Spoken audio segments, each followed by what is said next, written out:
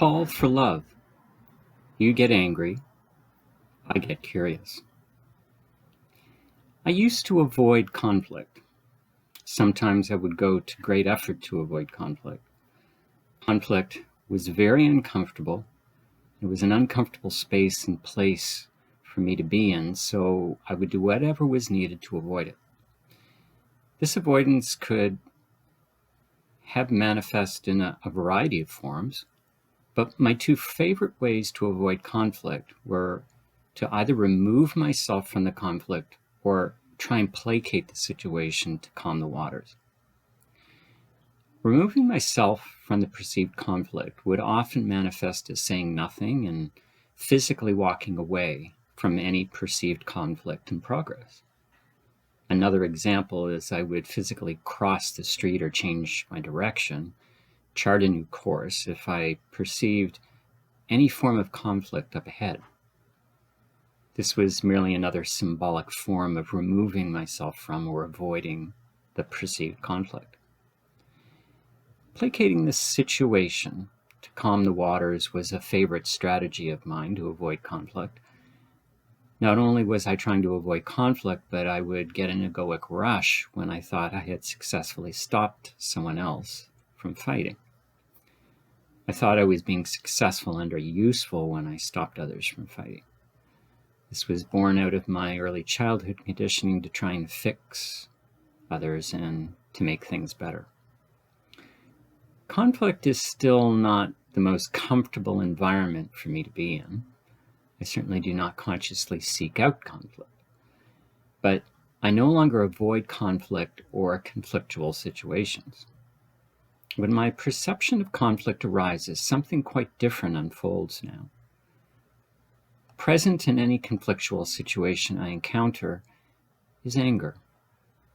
I have come to recognize and observe two immutable laws of anger. First, I'm never angry at what I think I am.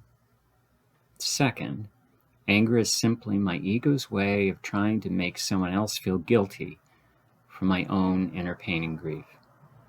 So when dealing with anger, my first line of inquiry may always be, what am I really angry at? And what am I covering up? Anger is also my ego's default mechanism for trying to control people and situations. Think about it. When I get angry, I'm trying to change the outcome of whatever is being presented to me. My anger may be a way of trying to overpower, distract, persuade, manipulate, or change another person or situation. All thinly veiled attempts to control other people and other situations. Ultimately, my anger as a tool for control is my window and mirror on my fears. What is it I am trying to control exactly? Someone else? A situation?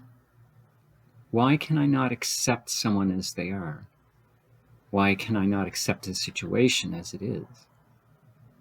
Why do I need to control others in other situations? Very simply because I fear losing control. I fear the feeling of not being in control. I fear letting go. I fear not knowing. I fear the unknown. I fear my own demise. I fear my death.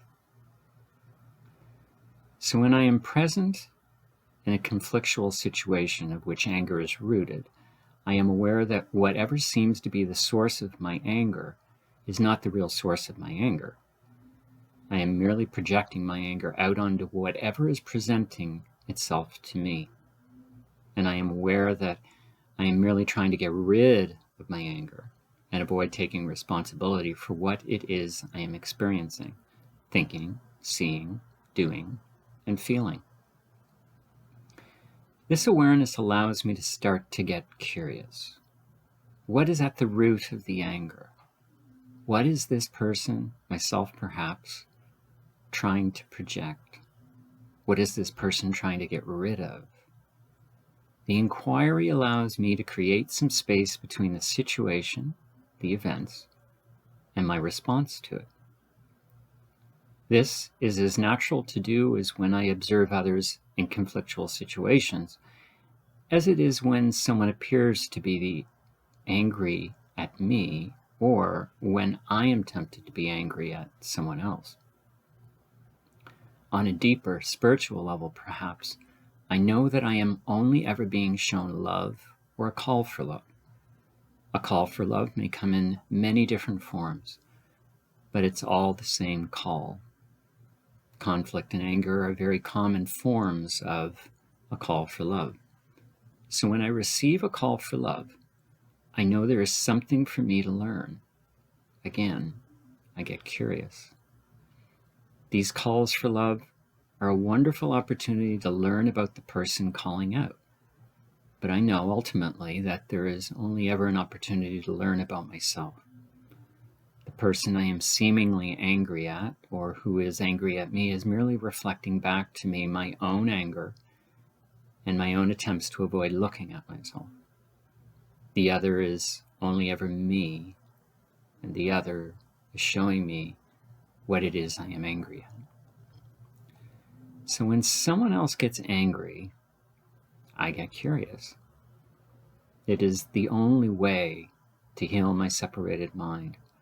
For in the awareness that the other is merely a reflection of me, I see the other in me and myself in the other. I'm given an opportunity to experience oneness.